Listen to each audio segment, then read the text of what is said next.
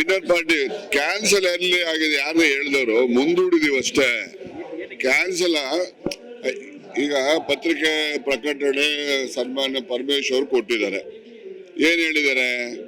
ಕೇಂದ್ರದ ಕಾಂಗ್ರೆಸ್ ಹೈಕಮಾಂಡ್ ಅವರು ಅದನ್ನ ಗೊಂದಲ ಈಗಾಗಲೇ ಮೊನ್ನೆ ಆಗಿರೋ ಡಿನ್ನರ್ ಇದ್ರ ಬಗ್ಗೆ ನಡೀತಾ ಇದೆ. ಆ ಗೊಂದಲದ ಜೊತೆಲಿ ಇನ್ನೊಂದು ಗೊಂದಲ ಪ್ರಾರಂಭ ಆಗೋದು ಬೇಡ, ಅದನ್ನ ನೀವು ಮುಂದೂಡಬೇಕು ಅಂತ ಹೇಳಿದ್ರು. ಅದರಿಂದ ಮುಂದೂಡಿದ್ದಾರೆ ಅಷ್ಟೇ. ಅವ್ರಿಗೆ ಕೇಳ್ಬೇಕು ಏನ್ ಬೇಜಾರಾಗಕ್ಕೆ, ಏನ್ ಅವ್ರ ಆಸ್ತಿನ ಬರ್ಸ್ಕೊಂಡವ್ರ ಯಾರನ? ಏನಿಲ್ಲ, ಸುಮ್ಮನೆ ನೋಡ್ರಿ, ಇದೆಲ್ಲ ಏನಂದ್ರೆ ಈಗ ಹೈಕಮಾಂಡ್ ಅವ್ರು ಇರ್ಲಿ ಇನ್ನೊಂದು ಇರ್ಲಿ, ಈಗ ಒಂದು SC STಗಳದ್ದು ಈಗ ಪ್ರೀ ಯೂನಿವರ್ಸಿಟಿ ಮಕ್ಳುಗಳಿಗೆ ಮತ್ತೆ ಯಾರು ಮ್ಯಾನೇಜ್ಮೆಂಟ್ ಕೋಟಾದಲ್ಲಿ ಅಡ್ಮಿಷನ್ ಮಾಡ್ಕೊಳ್ತಾರೆ SC ST ಹುಡುಗರುಗಳು, ಅವ್ರ ಸ್ಕಾಲರ್ಶಿಪ್ಪೇ ಇಲ್ಲ, ಅವ್ರಿಗೆ ಅಷ್ಟಲ್ಲೂ ಕೊಡ್ತಾ ಇಲ್ಲ ಅವ್ರಿಗೆ. ಮತ್ತೆ ಇಂಥ ಸಮಸ್ಯೆಗಳನ್ನ ನಾವೆಲ್ಲ ಚರ್ಚೆ ಮಾಡಕ್ಕೆ ಅಂತ ಮೀಟಿಂಗ್ ಕರೆದ್ರೆ ಇವ್ರನ್ನ ಮಾಡಬೇಡಿ ಅಂತ ಅಂದ್ರೆ ಏನು ಇವರೆಲ್ಲ SC ST ವಿರೋಧಿಗಳ ಇವರೆಲ್ಲ? ಅವೆಲ್ಲ ಬಹಳ ದಿವಸ ನಡೆಯೋದಿಲ್ಲ. ಈಗ ನೀನು ಹೇಳಿದಲ್ಲ, ಹಾಸ್ಟೆಲ್ ಸೀಟು ಕೊಡಲ್ಲ ಅವ್ರಿಗೆ, ಏನೋ ಸೀಟ್ ಸಿಕ್ಕೋದಿಲ್ಲ. ಯಾರೋ ಒಬ್ರು ಸಣ್ಣ ಪುಟ್ಟ ಸಾಲ ಮಾಡಿ ಅವನು ಮ್ಯಾನೇಜ್ಮೆಂಟ್ ಕೋಟಾದಲ್ಲಿ ಅಡ್ಮಿಷನ್ ತಗೊಂಡ್ರೆ ಅವನಿಗೆ ಸ್ಕಾಲರ್ಶಿಪ್ ಇಲ್ಲ, ಹಾಸ್ಟೆಲ್ ಸೀಟ್ ಇಲ್ಲ ಅಂದ್ರೆ ಇದು ಜ್ವಲಂತ ಸಮಸ್ಯೆ SC ST ಮಕ್ಕಳುಗಳಿಗೆ ಇರ್ತಕ್ಕಂಥದ್ದು. ಈ ಜ್ವಲಂತ ಸಮಸ್ಯೆ, ಇಂಥ ಸಮಸ್ಯೆ ಇನ್ನೂ ಹಲವಾರು ಇದಾವೆ. ಇಂಥ ಸಮಸ್ಯೆಗಳನ್ನ ನಾವು ಚರ್ಚೆ ಮಾಡಬೇಕು ಅಂತ ಹೇಳಿ ಒಂದು ಸಭೆ ಕರೆದ್ರೆ ಅದಕ್ಕೆ ರಾಜಕೀಯದ ಲೇಪನ ಕೊಟ್ಬಿಟ್ಟು ನೀವು ಮಾಡಬೇಡಿ ಮುಟ್ಬೇಡಿ ಅಂತೆಲ್ಲ ಹೇಳ್ತಕ್ಕಂಥದ್ದು ಇದು SC ST ಸಮಾಜಕ್ಕೆ ಮಾಡುವಂತ ಅನ್ಯಾಯ. ಇದು ಯಾರು ಮಾಡಿದಾರೋ ಅವ್ರೆಲ್ಲರಿಗೂ ಅನ್ವಯ. ಅದು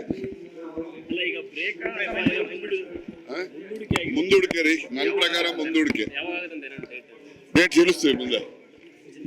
13ನೇ ತಾರೀಕು ಮುಂದಿನ ತಿಂಗಳು, 13ನೇ ತಾರೀಕು ಮುಂದಿನ ತಿಂಗಳು ಚಾಮುಂಡಿ ಅಲ್ಲ, ಅದು ಇದು ಬಿಳಿಗಿರಿ ರಂಗ MMLs ಅಲ್ಲಿ ಕ್ಯಾಬಿನೆಟ್ ನಡೆಯುತ್ತೆ. ಚಾಮರಾಜನಗರ ಡಿಸ್ಟ್ರಿಕ್ಟ್ಗೆ ಮೊದಲು ಹೋದ್ರೆ ಅಲ್ಲಿಗೆ ಮುಖ್ಯಮಂತ್ರಿ ಸ್ಥಾನ ಹೊರಟೋಗ್ತದೆ, ಮಂತ್ರಿ ಸ್ಥಾನ ಹೋಗುತ್ತೆ ಅಂತ ಹೇಳಿ ಉಡ್ಸಿದ್ರಲ್ಲ.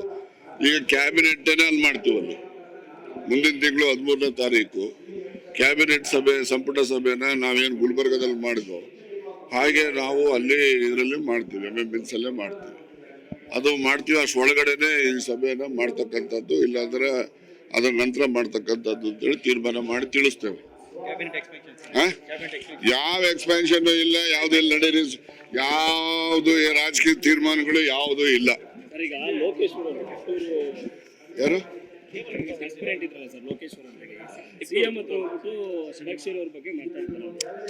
Lokeshwar retired police officer.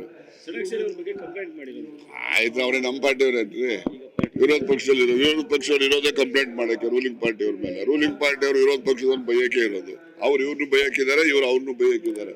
ಅದರಿಂದ ಅವ್ರು ಕಂಪ್ಲೇಂಟ್ ಮಾಡಿದ್ದಾರೆ ಅಂದ್ರೆ ರಾಜಕೀಯದ ಒಂದು ಪ್ರಹಸನ ಅಷ್ಟೇ ಹೊರತು ಅದಕ್ಕೆ ಹೆಚ್ಚು ಮಹತ್ವ ಕೊಡೋ ಅವಶ್ಯಕತೆ ಇಲ್ಲ ಅಂತ ನಾನು ಭಾವಿಸ್ತೀನಿ.